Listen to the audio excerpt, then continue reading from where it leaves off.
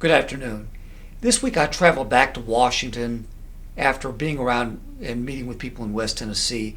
Now, rather than focus on the many crises impacting our country, Speaker Nancy Pelosi and congressional Democrats wasted another legislative week by voting on partisan bills that really do nothing to solve these issues.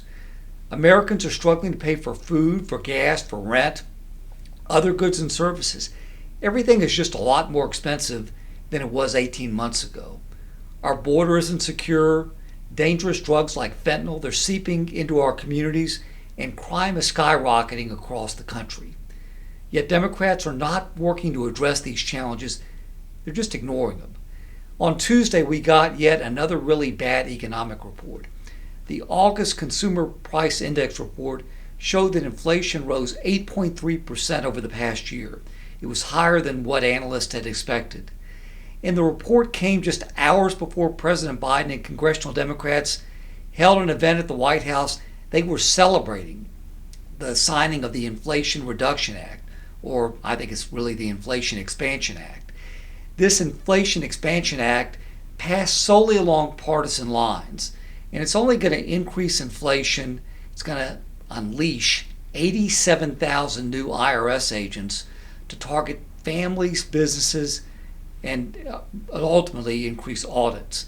Joe Biden and Nancy Pelosi, they're really out of touch with reality.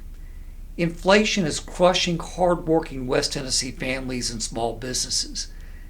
They need real solutions from here in Washington, D.C. And that's why this week I introduced the Protecting the American Savers and Retirees Act to repeal the 1% excise tax on stock buybacks authorized in the Inflation Expansion Act. This $74 billion tax will devalue the savings for millions of working class Americans like retirees, stockholders, and anyone with a 401k. I introduced this legislation to repeal this reckless tax on your retirement. Every family deserves the opportunity to invest in their future. Now, as always, if you have any questions, any concerns, or comments, please don't hesitate to reach out to our offices in West Tennessee or in Washington. You can also visit my website, kustoff.house.gov, for updates on legislative activity, for statements that I've made in the media, and also for constituent services. It's an honor to represent West Tennessee, and I hope you have a great weekend. Thank you very much.